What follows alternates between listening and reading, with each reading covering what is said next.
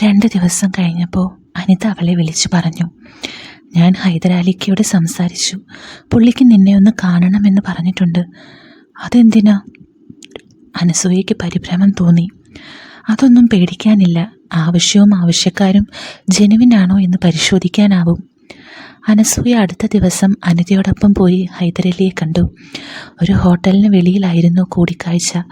ഒരു വെളുത്ത ജുബയും പാൻസും ഒക്കെ ഇട്ട് 50-ന് മേലെ പ്രായം തോന്നിക്കുന്ന ഒരു വ്യക്തിയായിരുന്നു ഹൈദരലി. ഒരു മകളോടെന്ന പോലെയാണ് അദ്ദേഹം അനസൂയയോട് സംസാരിച്ചത്. മോളുടെ ബിസിനസ് പ്ലാനൊക്കെ അനിത കൊച്ചെന്നോട് പറഞ്ഞു. നല്ലതാണ്. ഇപ്പോഴത്തെ കുട്ടികൾ നല്ല സ്മാർട്ടാണ്. വിശ്വസിക്കാമല്ലേ?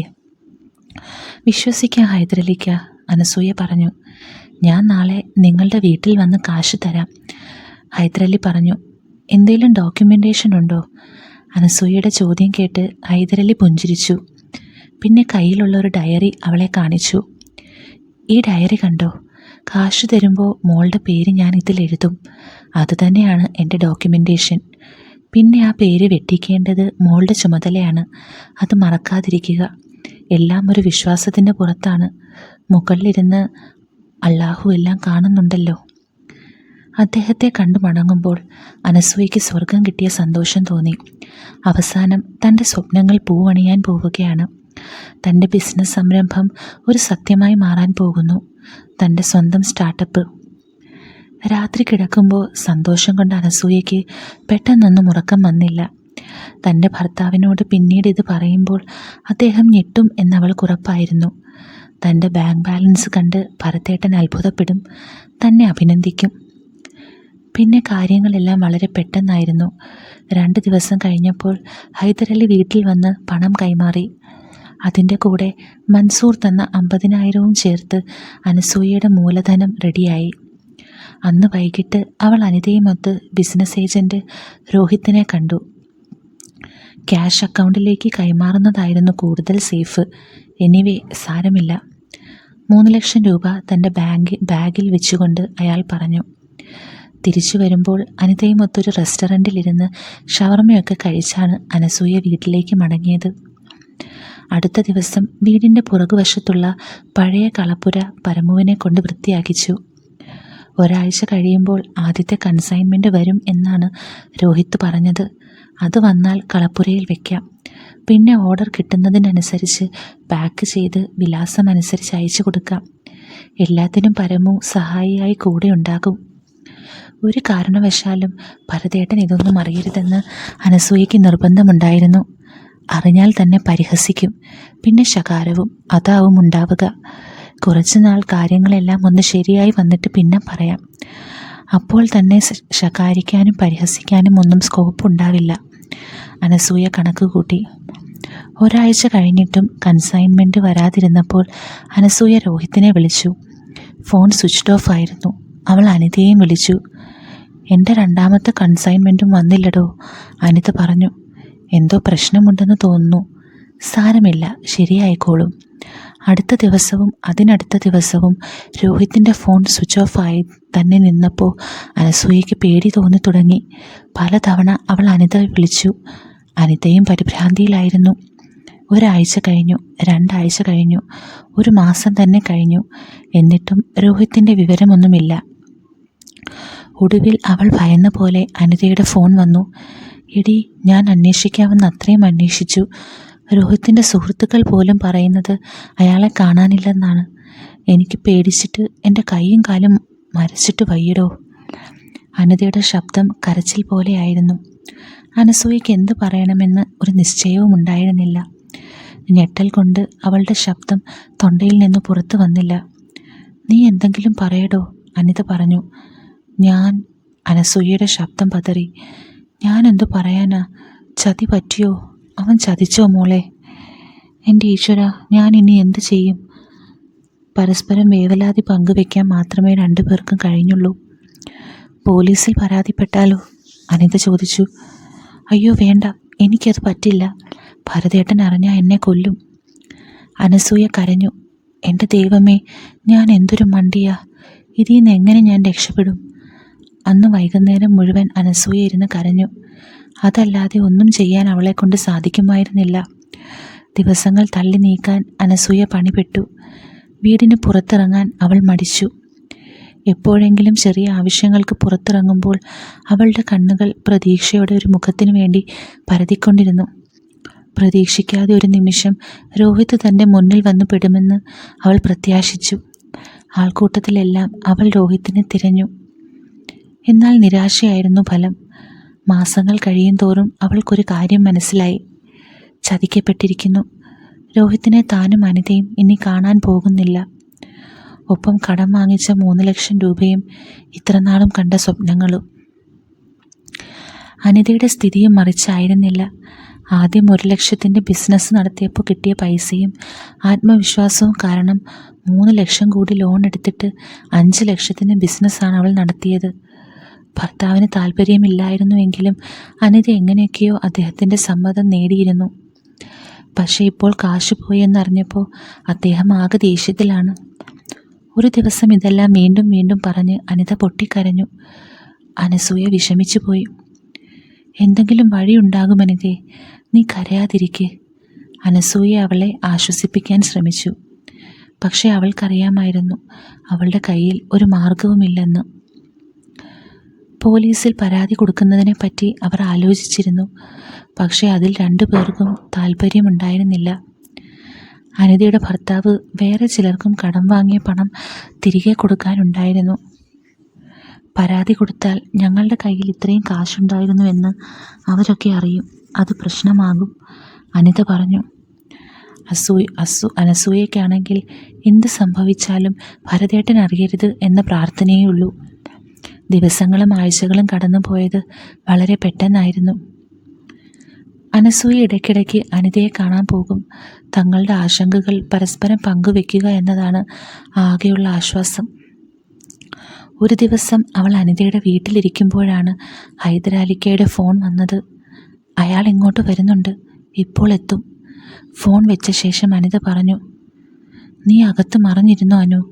അയാൾ നിന്നെ കാണണ്ട. കടം വീട്ടാൻ നിനക്ക് കുറച്ച് ദിവസം കൂടി സാവകാശമുണ്ടല്ലോ. അനസൂയ അവളുടെ ബെഡ്റൂമിലേക്ക് പോയി അവിടെ മറഞ്ഞിരുന്നു. അധികം താമസിയാതെ ഹൈദരാലി വന്നു. അനിത അയാളെ ഹാളിലേക്ക് ക്ഷണിച്ചിരുത്തുന്നത് അനസൂയ കേട്ടു. എൻ്റെ കാശ് മറന്നോ? അയാളോട് ചോദിക്കുന്നത് അവൾ കേട്ടു. മറന്നിട്ടില്ലിക്ക, എനിക്ക് കുറച്ചുകൂടി സാവകാശം വേണമിക്ക. അനിതയുടെ ശബ്ദത്തിലുള്ള മാറ്റം അനസൂയയെ അത്ഭുതപ്പെടുത്തിയിരുന്നു. ഒരു തരം ഭയം നിറഞ്ഞ ശബ്ദമായിരുന്നു അവളുടേത്.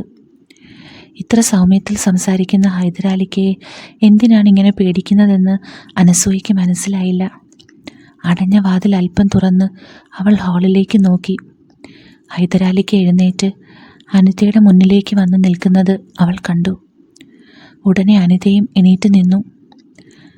അവളുടെ മുഖത്തെ പരിഭ്രമം വായിച്ചെടുക്കാൻ പറ്റും. ഞാൻ പറഞ്ഞില്ലേക്ക, പണം ഞാൻ തരും. അനിത മോളോട് നമ്മൾ നേരത്തെ പറഞ്ഞിട്ടില്ലേ വാക്ക് മാറ്റുന്നത് ഒട്ടും പിടിക്കാത്ത കാര്യമാണെന്ന്. ഇക്ക പ്ലീസ്, വേറൊരു മാർഗവുമില്ലാഞ്ഞിട്ടാണ്. ഒരു മാർഗവുമില്ല, അയാൾ തലകുലുക്കി. അതും ഞമ്മക്ക് തീരെ പിടിക്കാത്ത കാര്യമാണ്. അതല്ലിക്ക, എനിക്ക് കുറച്ചുകൂടി സമയമാണ് വേണ്ടത്. ഞാൻ തരും, പൈസ ഞാൻ തരും. ഇപ്പോൾ ഇക്ക പോകണം. ഞാനിപ്പോൾ പോകാം, മോള് വിഷമിക്കണ്ട. പക്ഷേ പോയിട്ട് എപ്പോൾ വരണം എന്നുകൂടി ഇപ്പോൾ തന്നെ പറയണം. ഒരാഴ്ചയെങ്കിലും. ഒരാഴ്ച കഴിഞ്ഞാൽ പണം കിട്ടുമോ? ഒരാഴ്ച എനിക്ക് ആലോചിക്കാൻ ഒരാഴ്ചയോ? ഹൈദരാലിക്ക് മെല്ലെ ഒന്ന് ചിരിക്കുന്നത് അനസൂയ കണ്ടു. ശരി, പക്ഷേ പലിശ കൂടുന്നുണ്ട് എന്ന കാര്യം മറക്കണ്ട. അനിത തലയാട്ടി. അല്പം കഴിഞ്ഞ് അയാൾ പോയി. 4 ലക്ഷം രൂപ! ദൈവമേ! അനിത തലയിൽ കൈവച്ചിരുന്നു. അവൾ കരയുന്നുണ്ടായിരുന്നു. അനസൂയ അവളുടെ അടുത്ത് പോയിരുന്നു. ഇങ്ങനെ കരയില്ലേടി, എന്തെങ്കിലും വഴി തെളിയാതിരിക്കില്ല നമുക്ക് മുന്നിൽ.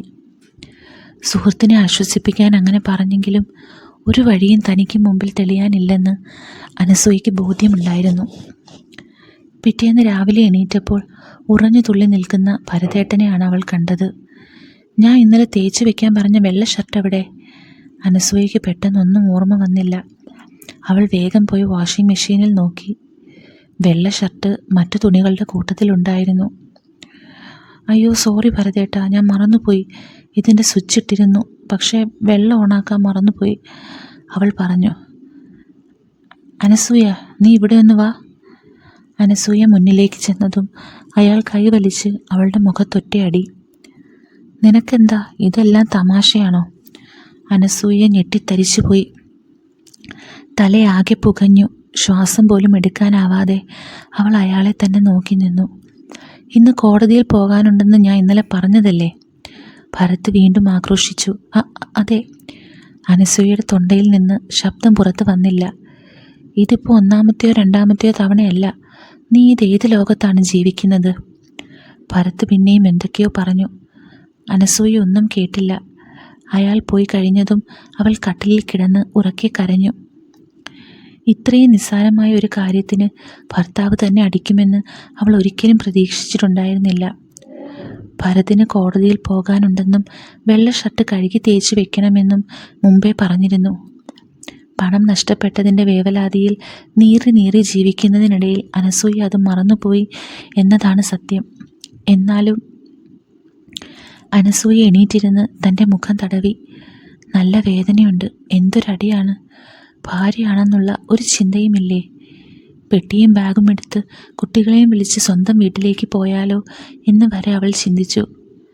പക്ഷേ കുറച്ച് ദിവസം കഴിയുമ്പോൾ ഹൈദരാലിക്ക് പണം ചോദിച്ചിവിടെ എത്തും എന്ന കാര്യം അവൾ ഓർത്തു. അതിലെന്തെങ്കിലും ഒരു തീരുമാനമാകാതെ ഇവിടുന്ന് എങ്ങോട്ടും പോകാൻ പറ്റില്ല എന്ന് അനസൂയയ്ക്ക് നന്നായി അറിയാമായിരുന്നു. വൈകുന്നേരം ഭരത് വീട്ടിൽ വന്നപ്പോൾ അവൾ മിണ്ടാൻ പോയില്ല. അയാളെ ഫേസ് ചെയ്യാൻ തോന്നിയില്ല. എന്നോടിങ്ങനെ മുഖം വീർപ്പിച്ച് നിൽക്കേണ്ട, ഊണ് കഴിക്കുമ്പോൾ ഭരത് പറഞ്ഞു. മനുഷ്യന് ദേഷ്യം വന്നാൽ ഇങ്ങനെയൊക്കെ ഉണ്ടാകും. ഇവിടെ ഓരോരോ പ്രശ്നങ്ങളിലൂടെയാണ് ഞാൻ പോകുന്നത്. ഒന്നും രണ്ടുമല്ല, 40 ലക്ഷം രൂപയാണ് കേസ് കാരണം നഷ്ടമായിട്ടിരിക്കുന്നത്. അതിനിടയിൽ നിൻ്റെ ഇമ്മാതിരി കോപ്പ് പരിപാടിയൊക്കെ കണ്ട ആർക്കായാലും ദേഷ്യം വരും. എന്തിനാ എന്നെ ഇങ്ങനെ ദേഷ്യം പിടിപ്പിക്കുന്നത്? ദേഹത്ത് കൈവച്ചതിന് ക്ഷമാപണമില്ലെന്ന് മാത്രമല്ല, അത് ന്യായീകരിക്കുകയും കൂടി ചെയ്തപ്പോൾ അനസൂയ വീണ്ടും തകർന്നു. വൈകിട്ട് വീട്ടിൽ വരുമ്പോൾ അയാൾ സോറി പറയുമെന്ന് അവളുടെ ഉള്ളിൻ്റെ ഉള്ളിൽ ഒരു പ്രത്യാശയുണ്ടായിരുന്നു. ഇനി ഇങ്ങനെ ചെയ്യില്ല എന്നുള്ള ഒരു പ്രോമിസ് എങ്കിലും. പക്ഷെ അതും ഉണ്ടായില്ല. അടുത്ത ദിവസം അയാൾ പോയിക്കഴിഞ്ഞ് ഒറ്റയ്ക്കിരുന്ന് കുറേ ചിന്തിച്ചപ്പോൾ അനസൂയയ്ക്ക് തോന്നി തെറ്റ് തൻ്റെ ഭാഗത്ത് തന്നെയായിരുന്നു എന്ന്. മുമ്പെന്നോ വാങ്ങിയ ഒരു പറമ്പിൻ്റെ ഡ്യൂപ്ലിക്കേറ്റ് രേഖകൾ വെച്ച് ഒരാൾ കേസ് കൊടുത്തത് കാരണം അത് കച്ചവടം നടക്കാതെ കുടങ്ങിക്കിടക്കുകയാണ്. അത് കാരണം ഭരതേട്ടന് ഈയിടെയായി വലിയ ടെൻഷനുണ്ട്. കുറേയായി കോടതിയിൽ കയറി ഇറങ്ങുന്നു. അതിനിടയിലാണ് തൻ്റെ ഒരു മറവി. തുണി ബിസിനസ്സിൽ നിന്ന് സമ്പാദിച്ച പണം മുഴുവൻ ഇൻവെസ്റ്റ് ചെയ്തൊരു പ്ലോട്ടാണ്. അതാണ് ഇങ്ങനെ ഒരു കേസ് കാരണം കുടുങ്ങിക്കിടക്കുന്നത്. അനസൂയ സ്വയം പരിചാരി വീണ്ടും കരഞ്ഞു. അല്ലാതെ എന്ത് ചെയ്യാൻ? കുറച്ച് കഴിഞ്ഞ് അനിതയെ വിളിച്ച് അവൾ ഉണ്ടായതെല്ലാം പറഞ്ഞു. എൻ്റെ ഏട്ടനും നല്ല ദേഷ്യക്കാരനാണ്. ഈ പൈസ കൊണ്ടുപോയി കളഞ്ഞതറിഞ്ഞാൽ പുള്ളിയും എന്നെ എടുത്തിട്ട് ചവിട്ടേണ്ടതാണ്. പക്ഷേ പുള്ളി ഗൾഫിലായതുകൊണ്ട് ഞാൻ രക്ഷപ്പെട്ടു, അനിത പറഞ്ഞു. അപ്പോഴാണ് അനസൂയ അതിനെപ്പറ്റി ആലോചിച്ചത്. 3 ലക്ഷം രൂപ സ്റ്റാർട്ടപ്പ് എന്ന പേരിൽ കളഞ്ഞു കുളിച്ച കാര്യം കേട്ടാൽ പിന്നെ ഭരതേട്ടൻ തന്നെ ചവിട്ടി മെതിക്കും എന്നവൾക്ക് തോന്നി. ഭയം അവളുടെ ഉള്ളിൽ ഒരു തീയായി പടർന്നു. ഇല്ല, ഭരതേട്ടൻ ഒരിക്കലും ഇതിനെപ്പറ്റി അറിയാൻ പോകുന്നില്ല, അനസൂയ തീരുമാനിച്ചു. ഒരാഴ്ച അനിതയുടെ ഫോൺ വിളികളൊന്നും വന്നില്ല. അനസൂയ അങ്ങോട്ട് വിളിച്ചപ്പോൾ ആവട്ടെ അനിതയുടെ ഫോൺ സ്വിച്ച് ഓഫ് ആയിരുന്നു. കാര്യം എന്തെന്നറിയാൻ ഒരു ദിവസം അനസൂയ അവളെ കാണാൻ ചെന്നു. അനിത വീട്ടിലുണ്ടായിരുന്നു. എന്താടി, നിൻ്റെ ഫോണൊക്കെ ചത്തോ? അതോ ഹൈദരാലിയുടെ കടം വീട്ടാൻ അതൊക്കെ വിറ്റോ? അനസൂയ ചോദിച്ചു. അനിത പുഞ്ചിരിച്ചു. ഇല്ലടി, ഫോണിന് എന്തോ കംപ്ലൈൻ്റ് ആണ്. പുതിയത് വാങ്ങിക്കേണ്ടി വരുമെന്ന് തോന്നുന്നു. അനിതയുടെ പുഞ്ചിരിയിൽ പഴയ പോലെ ഊർജ്ജസ്വലത ഒന്നുമില്ല. അവൾ വിഷമിച്ചിരിക്കുകയാണെന്ന് അനസൂയയ്ക്ക് മനസ്സിലായി. എടി, താൻ ഇങ്ങനെ വിഷമിച്ചാലോ? താനല്ലേ എനിക്ക് ധൈര്യം തരേണ്ടത്. നമ്മൾ 2 പേരുമില്ലേ ഇതിൽ. കാശ് കൊടുക്കാനുണ്ടെന്ന് വെച്ച് ഒരാളെ ഇങ്ങനെ പേടിക്കാമോ? പിടിച്ച് തിന്നുകയൊന്നും ഇല്ലല്ലോ അയാൾ നമ്മളെ, അനസൂയ പറഞ്ഞു. അതൊന്നുമല്ലടി, ഞാൻ ഓക്കെയാണ്, അനിത പറഞ്ഞു. പിന്നെ കാര്യങ്ങൾ ശരിയാകുന്നുണ്ട്. അനസൂയ അത്ഭുതപ്പെട്ടു. അതെങ്ങനെ ശരിയായി? പൈസ കിട്ടിയോ? പൈസ ഒന്നും കിട്ടിയില്ല. ഞാൻ അയാളോട് പിന്നെയും സംസാരിച്ചു. എന്നിട്ട് അയാൾ സമ്മതിച്ചോ? കാശ് വേണ്ടെന്ന് സമ്മതിച്ചോ? 1 ലക്ഷം കുറച്ചിട്ടുണ്ട്. അതെയോ, അപ്പോൾ രക്ഷപ്പെട്ടല്ലോ, അനസൂയ ആഹ്ലാദത്തോടെ പറഞ്ഞു. അങ്ങനെ ചെയ്യുമോ? അതുപോട്ടെ, ഇനി 2 ലക്ഷം പിന്നെ എങ്ങനെ കൊടുക്കും? 2 തവണ കൂടി അയാളെ കാണേണ്ടി വരും. അതെന്താ, ഓരോ തവണ കാണുമ്പോഴും ഓരോ ലക്ഷം കുറയുമോ? അനസൂയ വീണ്ടും ആശ്ചര്യപ്പെട്ടു. അതുപോട്ടെ, നിന്റെ പ്ലാൻ എന്താണ്? അനിത അന്വേഷിച്ചു. എൻ്റെ പ്ലാൻ എന്താ? നീ ചെയ്യുന്നത് എന്താണ് അത് തന്നെ ഞാനും ചെയ്യും. അനിത അവളെ ഒന്ന് നോക്കി. ആ നോട്ടത്തിൽ എന്തോ പന്തികേടുള്ളതുപോലെ അനസൂയയ്ക്ക് തോന്നി. എന്താടി, എന്താ നിന്റെ മനസ്സിൽ? തെളിച്ചു പറയ്, അവൾ ചോദിച്ചു. ഞാൻ എങ്ങനെയാടാ അത് നിന്നോട് പറയാ? അനിതയുടെ ശബ്ദത്തിൽ പരിഭ്രാന്തി നിറഞ്ഞിരുന്നു. എന്തായാലും എന്നോട് പറയടി, ഇത് എന്നെ കൂടി ബാധിക്കുന്ന പ്രശ്നമാണ്. നിന്റെ കൂടെ തന്നെ പെട്ടതാണ് ഞാനും. കുറച്ച് ദിവസം കഴിഞ്ഞാൽ അയാൾ എൻ്റെ അടുത്ത് വരും. എന്താ ചെയ്യണ്ടേ? ഒരെത്തും പിടിയും കിട്ടുന്നില്ല. ആലോചിക്കുമ്പോൾ തന്നെ കണ്ണിലാകെ ഇരുട്ട് നിറയുന്നു. ആ ഹൈദരലിക്ക നമ്മൾ വിചാരിച്ച ആളല്ലടി അയാൾ, അനിത പറഞ്ഞു. പിന്നെ? അനിത താഴേക്ക് നോക്കി അല്പസമയം മിണ്ടാതിരുന്നു. എന്നെ ഇങ്ങനെ ടെൻഷൻ അടിപ്പിക്കാതെ നീ കാര്യം പറ അനിതേ. അയാൾ നിന്നെ കാണാൻ വന്നില്ലേ? എന്താ സംഭവിച്ചേ? പറയാം. അനിത നീണ്ട ഒരു ശ്വാസം ഉള്ളിലേക്കെടുത്തു. പിന്നെ മെല്ലെ പറയാൻ തുടങ്ങി. അയാൾ വന്നത് ഒരു ഉച്ച സമയത്താണ്, ആരുമില്ലാത്ത നേരം.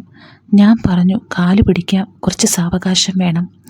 എൻ്റെ ഭർത്താവിനോട് വേറെ എവിടുന്നെങ്കിലും പണം കിട്ടുമോ എന്ന് ഞാൻ ചോദിച്ചിരുന്നു. എന്തു വേണമെങ്കിലും കാട്ടിക്കോ, എന്നോട് ചോദിക്കേണ്ട എന്നാണ് മൂപ്പരുടെ ലൈൻ. ഞാൻ എന്ത് പറഞ്ഞിട്ടും ഹൈദരാലിക്ക് വിട്ടില്ല. അയാളുടെ ഡയറിയിൽ എൻ്റെ പേരുണ്ട്. അത് വസൂലാക്കാതെ എൻ്റെ പേര് വിട്ടില്ല എന്ന് പറഞ്ഞു. ഞാൻ പറഞ്ഞു, എൻ്റെ കയ്യിൽ ഒരു വഴിയും തെളിയുന്നില്ല. നിങ്ങളായിട്ട് എന്തെങ്കിലും മാർഗം പറഞ്ഞതാ എന്ന്. അയാൾ എന്നെ ഒരു നോട്ടം നോക്കി. ഞാൻ ചൂളിപ്പോയി. എന്നെ പച്ചയ്ക്ക് തിന്നുന്ന നോട്ടം. ഞാനാകെ വിയർത്ത് നിൽക്കുമ്പോൾ എൻ്റെ കൈ പിടിച്ച് വാ എന്ന് പറഞ്ഞിട്ട് എന്നെ സോഫയിൽ കൂടെ ഇരുത്തി. എൻ്റെ കൂടെ ചേർന്നിരിക്കുക. എന്നിട്ട് തോളത്ത് കൈയിട്ടു. ഇങ്ങനെയൊന്നും ഞാൻ ചെയ്യാറില്ല.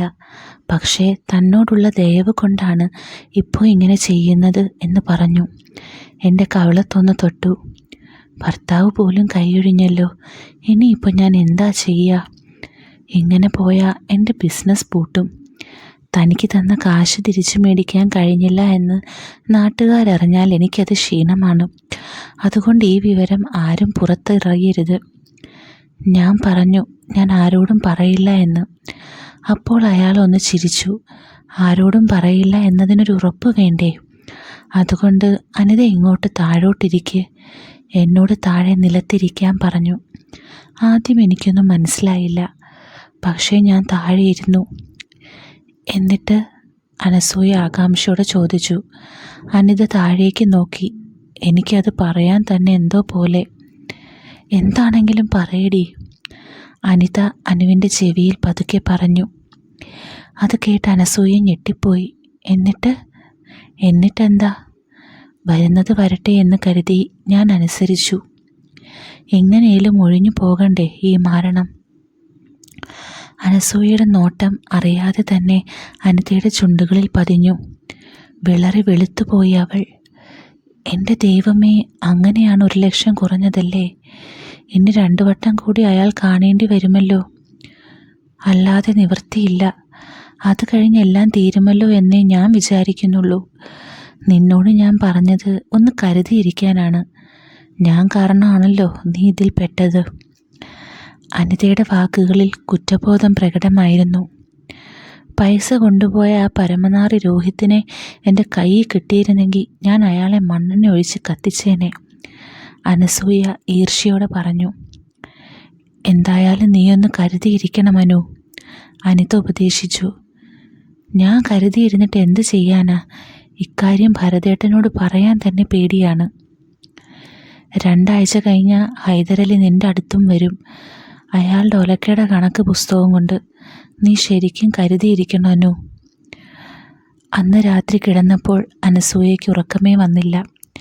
സോഫയിലിരിക്കുന്ന ഹൈദരലിയെയും അയാളുടെ ആജ്ഞ അനുസരിച്ച് നിലത്തിരിക്കുന്ന അനിതയെയും അവൾ മനസ്സിൽ കണ്ടു. 2 ആഴ്ച കഴിഞ്ഞാൽ ഹൈദരലി നിൻ്റെ അടുത്തും വരും. അനിതയുടെ ഈ വാക്കുകൾ അനസൂയയുടെ തലയ്ക്കുള്ളിൽ പ്രതിധ്വനിച്ചു. അതിലും നല്ലത് മരിക്കുന്നതാണെന്ന് അനസൂയയ്ക്ക് തോന്നി.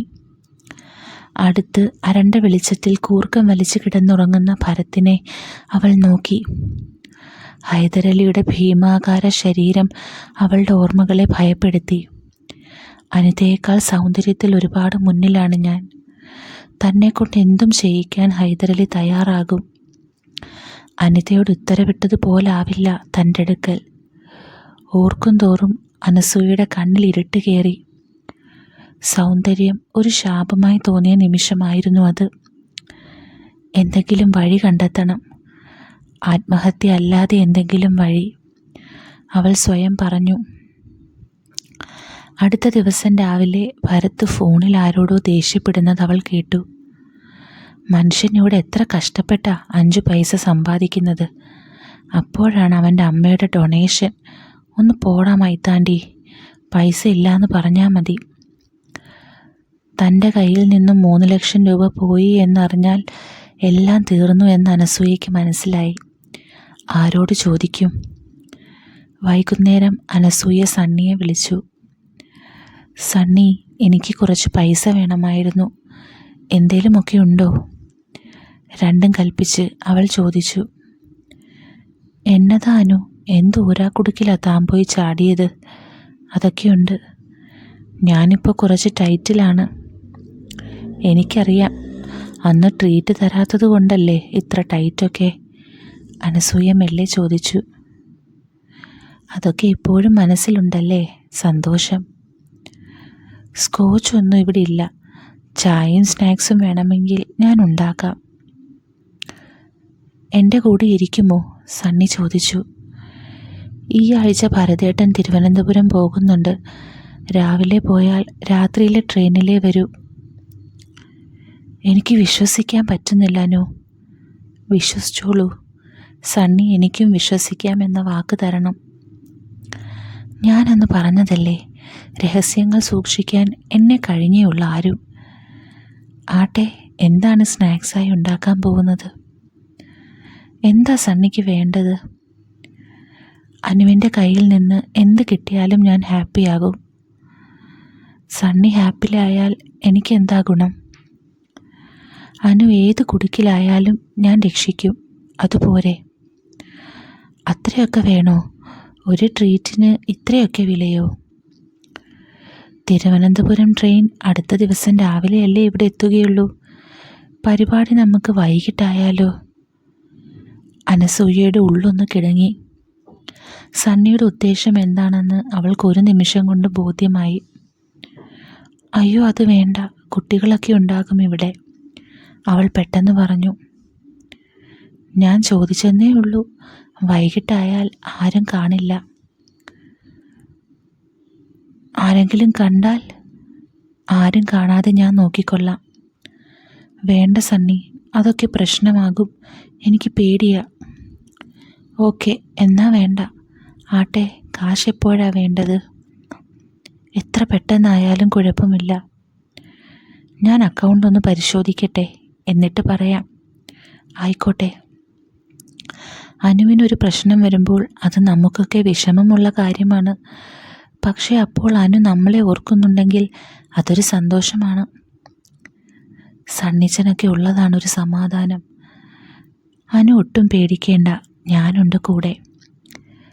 സംസാരിച്ച് തീർന്നപ്പോൾ അനസൂയയ്ക്ക് അല്പം ആശ്വാസം തോന്നി, ഒപ്പം ചെറിയ കുറ്റബോധവും. കുറച്ചെങ്കിലും പണം കണ്ടെത്താനായി എന്നതിൻ്റെ ആശ്വാസം. പണത്തിനു വേണ്ടി സണ്ണിച്ചനെ വെറുതെ മോഹിപ്പിക്കുന്നതിൻ്റെ കുറ്റബോധവും. എന്തായാലും സാരമില്ല, അനസൂയ മനസ്സിൽ പറഞ്ഞു. തന്നെ കണ്ട് തെറ്റായ കാര്യങ്ങൾ ആഗ്രഹിക്കുന്നത് സണ്ണിച്ചൻ്റെ ഭാഗത്തു നിന്നുള്ള തെറ്റാണ്. അയാൾക്കും ഭാര്യയും കുട്ടികളുമുണ്ട്. സുഹൃത്തിൻ്റെ ഭാര്യ കുറച്ച് പണം കടം ചോദിച്ചു എന്ന് വെച്ച് അവളെ മറ്റു രീതിയിൽ ഉപയോഗിക്കാമെന്ന് വിചാരിക്കുന്നത് അയാൾ ചെയ്യാൻ പാടില്ലാത്ത കാര്യമല്ലേ? പോരാത്തതിന് തെറ്റായ ഒന്നും താൻ വാഗ്ദാനം ചെയ്തിട്ടുമില്ലല്ലോ. വെള്ളിയാഴ്ചയാണ് ഭരത് തിരുവനന്തപുരം പോകാൻ തീരുമാനിച്ചിരുന്നത്. തൻ്റെ പറമ്പിൻ്റെ രേഖകൾ സ്ഥിരീകരിക്കാൻ ഉള്ള മറ്റ് രേഖകൾ സംഘടിപ്പിക്കാനാണ്. വ്യാഴാഴ്ച ഭരത് വീട്ടിൽ വരുന്നതിന് മുമ്പ് തന്നെ അനസൂയ അയാളുടെ വസ്ത്രമെല്ലാം ഇസ്തിരിയിട്ട് വെച്ചു. വസ്ത്രങ്ങൾ അടുക്കി വയ്ക്കുമ്പോൾ അനസൂയയ്ക്ക് പരിഭ്രമം തോന്നി. നാളെ സണ്ണി വരും. വെറുതെ സംസാരിച്ചിരിക്കാൻ എന്നാണ് പറഞ്ഞിട്ടുള്ളത്. പക്ഷേ അയാളുടെ മനസ്സിൽ മറ്റെന്തെങ്കിലും ഉണ്ടോ എന്നെങ്ങനെ അറിയും? ഒന്നുമില്ലെങ്കിലും വീടിൻ്റെ വാതിൽ താനല്ലേ തുറന്നു കൊടുക്കുന്നത്. താൻ വിളിച്ചിട്ടാണ് അയാൾ വരുന്നത്. അയാൾ ബലപ്രയോഗത്തിനെങ്ങാനും മുതിർന്നാൽ തനിക്ക് എതിർക്കേണ്ടി വരും. അപ്പോൾ അയാൾ പറയുമോ ഇവൾ വിളിച്ചിട്ടാണ് താൻ വന്നതെന്ന്? പോരാത്തതിന് കാശും ചോദിച്ചിട്ടുണ്ട്. അനസൂയ കുറേ ആലോചിച്ചു. പക്ഷേ തൻ്റെ കയ്യിൽ വേറെ ഒരു മാർഗവുമില്ല എന്നവൾക്കറിയാമായിരുന്നു. പക്ഷെ അന്ന് രാത്രി ഭരത് വീട്ടിൽ വന്നപ്പോൾ അയാൾ പറഞ്ഞു, നാളെ ഞാൻ തിരുവനന്തപുരം പോകുന്നില്ല. ഒരു ഡോക്യുമെൻ്റ് വെരിഫൈ ചെയ്യാൻ വേണ്ടിയാണ് പോവാനിരുന്നത്. പക്ഷേ ഇപ്പോൾ അതിൻ്റെ ആവശ്യം വരില്ല എന്ന് തോന്നുന്നു. അതോടെ സണ്ണിക്കുള്ള ചായ സൽക്കാരം മുടങ്ങി. ഭരത് കുളിക്കാൻ പോയ നേരം അനസൂയ സണ്ണിയെ വിളിച്ച് കാര്യം പറഞ്ഞു. അല്പനേരം നിശബ്ദനായ ശേഷമാണ് സണ്ണി മറുപടി പറഞ്ഞത്. അതേതായാലും നന്നായി. എനിക്കും നാളെ അനുവിനെ കാണാൻ നിർവാഹമില്ലാത്ത അവസ്ഥയായിരുന്നു. പണമൊന്നും റെഡിയായിട്ടില്ല. പൈസയില്ലാതെ എങ്ങനെ ഞാൻ അനുവിനെ കാണാൻ വരും എന്ന് വിചാരിച്ച് വിഷമിച്ചിരിക്കുമായിരുന്നു ഞാൻ. ഇനി ഏതായാലും കുറച്ച് ദിവസം കൂടി ഉണ്ടല്ലോ. ഞാൻ ഒന്നുകൂടി ശ്രമിക്കട്ടെ. ചായ സൽക്കാരമില്ല എന്നറിഞ്ഞതും സണ്ണി കാലുമാറിയതാണെന്ന് അനസൂയയ്ക്ക് തോന്നി. അന്ന് രാത്രി ഉറങ്ങാൻ കിടക്കുമ്പോൾ അനസൂയയുടെ മനസ്സ് കലുങ്കക്ഷമായിരുന്നു. ഇനി എന്തു ചെയ്യും? ഹൈദരാലിക്കോട് ഇനി എന്തു മറുപടി പറയും? കുറച്ച് ദിവസം കഴിഞ്ഞപ്പോൾ അനസൂയയുടെ വേവലാതിയെ സാധൂകരിച്ചുകൊണ്ട് ഹൈദരാലിക്ക് അവളെ തേടിയെത്തി. വെള്ള ജുബ്ബയും കറുത്ത പാൻസും ഇട്ട അയാൾ അകത്തേക്ക് കയറിയപ്പോൾ തന്നെ അനസൂയയുടെ ചങ്കിടിക്കാൻ തുടങ്ങി. ഒരുവിധം അയാളെ ലിവിംഗ് റൂമിലിരുത്തി അവൾ ചായ എടുക്കാൻ അടുക്കളയിലേക്ക് പോകാൻ തുടങ്ങി. പക്ഷെ അയാൾ പറഞ്ഞു, വേണ്ട മോളെ, ഇക്കൽപ്പം ധൃതിയുണ്ട്. എൻ്റെ കാശ് കിട്ടിയ വേഗം പോകാമായിരുന്നു. അനസൂയയുടെ ഹൃദയമിടിപ്പ് വീണ്ടും വർദ്ധിച്ചു. ഈശ്വര, എന്തു പറയും? ഇക്ക, അത് പിന്നെ എൻ്റെ കയ്യിൽ പണം ഇപ്പോൾ റെഡിയായിട്ടില്ല. ഞാൻ വിചാരിച്ച പോലെ കാര്യങ്ങൾ ശരിയായില്ല. എനിക്ക് ഹൈദരാലിക്കയുടെ മുഖത്ത് സൗമ്യഭാവം മാത്രമേ ഉള്ളൂ. എന്നിട്ടും എന്തെന്നറിയാത്ത ഭയവും പരിഭ്രമവും കൊണ്ട് വാക്കുകൾ പൂർത്തിയാക്കാൻ അനസൂയയ്ക്ക് കഴിഞ്ഞില്ല. അയാളുടെ തീക്ഷ്ണമായ കണ്ണുകളും പറ്റി വെട്ടി നിരത്തിയ നരച്ച താടിയും കഴുത്തിൽ തെളിഞ്ഞു കാണുന്ന നെഞ്ചിലെ മുടികളും അവളെ ഭയപ്പെടുത്തി. പുറമേ സൗമ്യനായി അഭിനയിക്കുന്നുണ്ടെങ്കിലും ഏത് നിമിഷവും തന്നെ വലിച്ചിഴച്ച് ബെഡ്റൂമിലേക്ക് കൊണ്ടുപോകാനാണ് അയാൾ വന്നിരിക്കുന്നത് എന്നവൾക്ക് തോന്നി. അത് സാരമില്ല മോളെ, അടുത്ത തവണ തന്നാൽ മതി. ഹൈദരലിക്ക് പുഞ്ചിരിച്ചു. തൻ്റെ സുഹൃത്ത് അനിതയും ഇങ്ങനെ തന്നെയായിരുന്നു. പക്ഷേ 2 മാസം കൊണ്ട് 2.5 ലക്ഷം രൂപ തിരിച്ചു തന്നു. അതെയോ? അനസൂയ അമ്പരന്നു. അവളുടെ ബിസിനസ്സും വിചാരിച്ച പോലെ അല്ലായിരുന്നല്ലോ. ശരിയാ, ആ കൊച്ചിൻ്റെയും ബിസിനസ് ആദ്യം ഒന്ന് പാളിയിരുന്നു. പക്ഷേ ഇപ്പോൾ ശരിയായിട്ടുണ്ടെന്ന് തോന്നുന്നു. അതുകൊണ്ടല്ലേ പണം തിരിച്ചു വന്നത്. എന്താണ് മോളുടെ ബിസിനസ് എന്നെനിക്കറിയില്ല. പക്ഷേ എല്ലാം ശരിയാകും. ഒട്ടും പേടിക്കണ്ട. അനിത 2.5 ലക്ഷം ഹൈദരാലിക്ക് കൊടുത്തിട്ടുണ്ടെങ്കിൽ 2ാം തവണയും അയാൾ അവളെ കാണാൻ പോയിട്ടുണ്ടാകും എന്ന് അനസൂയയ്ക്ക് മനസ്സിലായി. പക്ഷെ അതിനെപ്പറ്റി അയാൾ തന്നോടൊന്നും പറയില്ല എന്നും അവൾക്ക് മനസ്സിലായി. ഒരു 2 ആഴ്ചയെങ്കിലും എനിക്ക് തരൂ. ഞാൻ എന്തെങ്കിലും മാർഗം കണ്ടുപിടിക്കാം. I promise U. നാളെ കഴിഞ്ഞ് ഞാൻ വരും. അപ്പോൾ എനിക്ക് 1 ലക്ഷമെങ്കിലും വേണം. ഇല്ലെങ്കിൽ പിന്നെ ഞാൻ പറയുന്നത് അനുക്കൊച്ച് കേൾക്കേണ്ടി വരും. എന്താ പറഞ്ഞത്? പണം കടം കൊടുക്കുന്നവരുടെ രീതി അങ്ങനെയാണ്. എന്ത് ബിസിനസ്സിന് വേണ്ടിയാണോ പണം കടം മേടിച്ചത് ആ ബിസിനസ് കടക്കാർ കൊണ്ടുപോകും. രേഖകളില്ലാത്ത ലോണായതുകൊണ്ട് രേഖകളില്ലാത്ത ഒരു തരം ജപ്തി എന്ന് വെച്ചാൽ കൊച്ചിൻ്റെ ബിസിനസ്സിൽ തീരുമാനം ഞാൻ എടുക്കും എന്നർത്ഥം. സൗമ്യമായ ശബ്ദത്തിൽ അയാൾ വിശദീകരിച്ചു. അനസൂയ ആയതുകൊണ്ടാണ് ഞാൻ ഇത്ര മാന്യമായിട്ട് സംസാരിക്കുന്നത്. സഹായിക്കാനാണ് ഞാൻ വന്നത്. അനസൂയ അത് മറക്കരുത്. അത് ഞാൻ മറക്കില്ലിക്ക. ഹൈദരലി പോയി. പക്ഷേ അനസൂയയുടെ നെഞ്ചിൽ ഒരു കല്ല് വെച്ച് പോലെ ആയിരുന്നു. നാളെ കഴിഞ്ഞ് അയാൾ വരും. തന്നോട് അയാളുടെ കാൽച്ചുവട്ടിൽ ഇരിക്കാൻ പറയും. പിന്നെ താൻ കണ്ണടയ്ക്കുമ്പോൾ അനസൂയ അനിതയുടെ വാക്കുകൾ ഓർത്തു. അനസൂയ വെറുപ്പോടുകൂടി മുഖം ചുളിച്ചു. അടുത്ത ദിവസം അവൾ അനിതയെ കാണാൻ ചെന്നു. നാളെ ഹൈദരലി എന്നെ കാണാൻ വരും. 1,00,000 തീർപ്പുണ്ടാക്കണമെന്നാണ് പറഞ്ഞത്. ആലോചിച്ചിട്ട് ഒരെത്തും പിടിയും കിട്ടുന്നില്ല. എൻ്റെ കയ്യിൽ 1,00,000 പോയിട്ട് 10,000 രൂപ പോലുമില്ല. നീ ചെയ്തത് തന്നെ എനിക്കും ചെയ്യേണ്ടി വരുമെന്നാണ് തോന്നുന്നത്. പേടിച്ചിട്ട് എൻ്റെ കൈയും കാലും വിറയ്ക്കുന്നു. അനസൂയ പറഞ്ഞു. എൻ്റെ പൊന്നെ വേണ്ട, അനിത പെട്ടെന്ന് പറഞ്ഞു.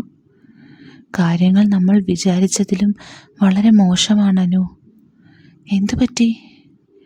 അയാൾ രണ്ടാമതും വന്നിരുന്നു. എന്നിട്ട്? അനസൂയ ജാഗരൂകമായി ചോദിച്ചു. വീണ്ടും? ഞാനതെങ്ങനെ നിന്നോട് പറയും? പറയടി, എനിക്ക് പേടിയാവുന്നു. പേടിക്കണം. എന്നാ പറ, എന്താ പറ്റിയേ? ഇന്നലെ അയാൾ എന്നെ ബെഡ്റൂമിലേക്ക് കൊണ്ടുപോയടി. ബെഡ്റൂമിലേക്കോ? അനസൂയ അന്താളിച്ചു. എന്നിട്ടോ? എന്നിട്ടെന്താ? അത് തന്നെ സംഭവിച്ചു. അനസൂയ ശബ്ദം താഴ്ത്തി ചോദിച്ചു. ശരിക്കും? അനിത താഴോട്ട് നോക്കി മെല്ലെ ശിരസ്സനക്കി. ആകെ ചതിയായല്ലോ ദൈവമേ. അനസൂയ തലയിൽ കൈവച്ചു. എൻ്റെ പൊന്നെ, എനിക്കത് ആലോചിക്കാൻ കൂടി വയ്യ. എന്തു പറയണമെന്നറിയാതെ അവളെ നോക്കിയിരിക്കാൻ മാത്രമേ അനസൂയയ്ക്ക് കഴിഞ്ഞുള്ളൂ.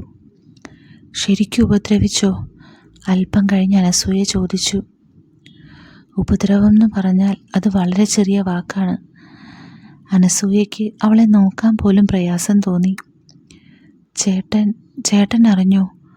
അനസൂയ ചോദിച്ചു. പിന്നെ ഇതൊക്കെ ചേട്ടനോട് പറയാൻ പറ്റുമോ? പുള്ളി അറിയില്ലല്ലോ അല്ലേ? എനിക്കതൊന്നുമല്ല ഇപ്പോൾ ചിന്ത. ഇനി 2,00,000 കൂടി ബാക്കിയുണ്ട്. എപ്പോഴാണ് ഹൈദരലി പിന്നെയും വരികയെന്നറിയില്ല. ഇത്ര ആക്രാന്തമുള്ളൊരു മനുഷ്യനെ ഞാൻ ജീവിതത്തിൽ കണ്ടിട്ടില്ല. അനിത ഓരോന്ന് സംസാരിക്കുന്നത് കേട്ട് അനസൂയ ചൂളിപ്പോയി. അയാൾ ബെഡ്റൂമിലേക്ക് പോകാൻ പറഞ്ഞപ്പോൾ നീ എന്തിനാ സമ്മതിച്ചേ? അനസൂയ ചോദിച്ചു. അല്ലാതെ ഞാൻ എന്ത് ചെയ്യും? വൃത്തികെട്ട ചെറ്റ. അനിതയുടെ വായിൽ നിന്ന് നീണ്ട ഒരു ചീത്ത വാക്ക് വന്നു. എല്ലാം കഴിഞ്ഞ് ഒരുവിധം എണീറ്റ് ഹാളിലേക്ക് വന്നപ്പോൾ അയാൾ ഇവിടെ ഇരിക്കുന്നുണ്ട്. ഓക്കെ ആണല്ലോ മോളെ എന്ന് ചോദിച്ചു. ഞാൻ എന്താ പറയുക? എന്നിട്ട് അയാൾ പറഞ്ഞു, ഞാൻ നല്ല സഹകരണമായിരുന്നു, അതുകൊണ്ട് കടത്തിന്ന് 1,50,000 കുറച്ചിട്ടുണ്ടെന്ന്. അനസൂയ അവളെ നോക്കി അല്പനേരം മിണ്ടാതിരുന്നു. പിന്നെ മെല്ലെ ചോദിച്ചു. എന്ന് വെച്ചാ അയാൾ ഓരോന്നിനും ഓരോ വിലയിട്ടിട്ടുണ്ടല്ലേ? അതെ. അനിത തലകുലുക്കി. നിലത്തിരിക്കുന്നതിന് 1,00,000, കിടന്നു കൊടുത്താൽ 1,50,000, ഇനിയും 1,50,000 കൂടി കൊടുക്കാനുണ്ട്. അടുത്ത മാസം ആവുമ്പോഴേക്കും പിന്നെയും പലിശ കൂടി അയാൾക്ക് 2,00,000 കൊടുക്കേണ്ടി വരും. ചെറ്റ നാറി, അയാൾ ഇനിയും വരും. അയാളുടെ ഭാര്യ ഇപ്പോൾ ഇല്ല എന്ന് ഞാൻ കേട്ടിട്ടുണ്ട്. പാവം, അവർ ചത്തുപോയി കാണും ഇയാളുടെ ആക്രാന്തം കാരണം. നീ പറയുന്നത് കേട്ടിട്ട് എനിക്ക് പേടിച്ചിട്ടിരിക്കാൻ വയ്യ എൻ്റെ അനിതേ. അനസൂയ കൈകൊണ്ട് മുഖം തുടച്ചു. നെറ്റിയിൽ വിയർപ്പ് പൊടിഞ്ഞിരുന്നു. എങ്ങനെയെങ്കിലും നീ പണം കണ്ടുപിടിക്ക് പെണ്ണേ, അല്ലെങ്കിൽ അയാൾ നീയാണെങ്കിൽ എന്നേക്കാൾ ചെറുപ്പവും ഭംഗിയും. പോരാത്തതിന് നിന്റെ ഭർത്താവ് നിന്റെ കൂടെയില്ലേ? ഹൈദരലി എന്തേലും ഒപ്പിക്കുന്നതിന് മുമ്പ് നീ വേണ്ടത് ചെയ്യ. ഹൈദരാലിക്ക് കഴിഞ്ഞ നാൾ വന്നപ്പോൾ എത്ര സോഫ്റ്റായിട്ടാണ് എന്നോട് സംസാരിച്ചത്. എന്നിട്ടും അപ്പോൾ എനിക്ക് സംസാരിക്കാൻ പറ്റാത്ത അവസ്ഥയായിരുന്നു. അയാളെ കാണുന്നത് മാത്രമല്ല, അയാളെപ്പറ്റി ഓർക്കുന്നത് തന്നെ ഇപ്പോൾ എനിക്ക് പേടിയാ. എന്നാ പിന്നെ എന്തെങ്കിലും ഒരു വഴി കണ്ടുപിടിക്കടി. നിൻ്റെ സ്വർണ്ണമൊന്നും ബാക്കിയില്ലേ? അതുണ്ടായിരുന്നെങ്കിൽ ഇങ്ങനത്തെ പണിക്ക് ഇറങ്ങേണ്ട ആവശ്യമുണ്ടായിരുന്നോ? അനസൂയ ചോദിച്ചു. അനിത ഒന്ന് മൂളി. ആകെപ്പാടെ വെട്ടിലായല്ലോ. നിന്നെ കൂടി ഈ കുഴിയിൽ കൊണ്ട് ചാടിച്ചല്ലോ എന്നോർക്കുമ്പോൾ എനിക്ക് സങ്കടം സഹിക്കാൻ വയ്യടി. ആ ചെറ്റ രോഹിത്തിനെ എങ്ങാനും കണ്ടു കിട്ടിയാൽ ഞാൻ അവനെ കുത്തിക്കൊല്ലും. അനിത അമർഷത്തോടെ പറഞ്ഞു. ഞാനും ഒപ്പം ഉണ്ടാവും, അനസൂയ പറഞ്ഞു. തിരിച്ചു വരുമ്പോൾ അനസൂയ സണ്ണിയുടെ മില്ലിലേക്ക് ചെന്നു. മില്ല് പ്രവർത്തിക്കുന്നുണ്ടായിരുന്നില്ല. സണ്ണി എന്നെ സഹായിക്കണം പ്ലീസ്, അത്യാവശ്യമാണ്. എനിക്ക് കാശ് വേണം, നാളെ കൊടുക്കാനാണ്. അയാളുടെ ഓഫീസിലെ കസേരയിലിരുന്ന് അനസൂയ പറഞ്ഞു. ആർക്കാ എത്ര അത്യാവശ്യം? സണ്ണി ചോദിച്ചു. അതൊന്നും ഇപ്പോൾ ചോദിക്കല്ലേ സണ്ണിച്ച. എത്രയാ വേണ്ടേ? എത്രയായാലും കുഴപ്പമില്ല, 1,00,000 തരണം. 1,00,000മോ? സണ്ണി കണ്ണു മിഴിച്ചു. എൻ്റെ കയ്യിലൊരു 25,000 രൂപയുണ്ടാകും. അതിൽ കൂടുതൽ എടുത്താൽ ഞാൻ കുടുങ്ങും, എൻ്റെ കച്ചവടം നിൽക്കും. എന്നാൽ അതെങ്കിലും താ പ്ലീസ്. ബാങ്കിൽ ചെന്ന് എടുക്കേണ്ടി വരും, ചെക്ക് തന്നാൽ മതിയോ? ചെക്കോ? കാശ് കിട്ടില്ലേ? അനസൂയ ചോദിച്ചു. എന്നാൽ കുഴപ്പമില്ല, ഞാൻ പണിക്കാരനെ വിട്ട് കാശെടുപ്പിക്കാം. സണ്ണി ഉടനെ തന്നെ മേശവലിപ്പിൽ നിന്നും ഒരു ചെക്ക് ബുക്ക് എടുത്ത് അതിലൊന്നിൽ തുക എഴുതി ഒപ്പിട്ട് തൻ്റെ മില്ലിലെ പണിക്കാരനെ ഏൽപ്പിച്ചു. ഇത് ബാങ്കിൽ പോയി ക്യാഷ് ആക്കിയിട്ട് വാ. പണിക്കാരൻ മില്ല് വൃത്തിയാക്കിക്കൊണ്ടിരിക്കുകയായിരുന്നു എന്ന് അയാളുടെ ദേഹത്തെ പൊടി കണ്ട് അനസൂയയ്ക്ക് മനസ്സിലായി. ഞാൻ കാരണം ബുദ്ധിമുട്ടായല്ലേ? പണിക്കാരൻ പോയപ്പോൾ അനസൂയ ചോദിച്ചു. അതെ അതെ, വളരെ ബുദ്ധിമുട്ടായി. സണ്ണി ചിരിച്ച് പിന്നെ തുടർന്നു. ഒന്ന് പോയേണ്ട അനസൂയെ, ഒരു വിഷമം വരുമ്പോൾ സഹായിച്ചില്ലെങ്കിൽ പിന്നെ ഞാൻ എന്തിനാ സുഹൃത്തെന്ന് പറഞ്ഞ് നടക്കുന്നത്? അനസൂയ പുഞ്ചിരിച്ചു. ഒരു ചായ പറയാമായിരുന്നു, ഷെടാ മറന്നുപോയി. സണ്ണി പെട്ടെന്ന് പറഞ്ഞു. അത് സാരമില്ല സണ്ണിച്ച. അവർ സംസാരിച്ചിരിക്കുമ്പോഴാണ് പുറത്തു നിന്ന് ശബ്ദം കേട്ടത്. ആരുമില്ലേ?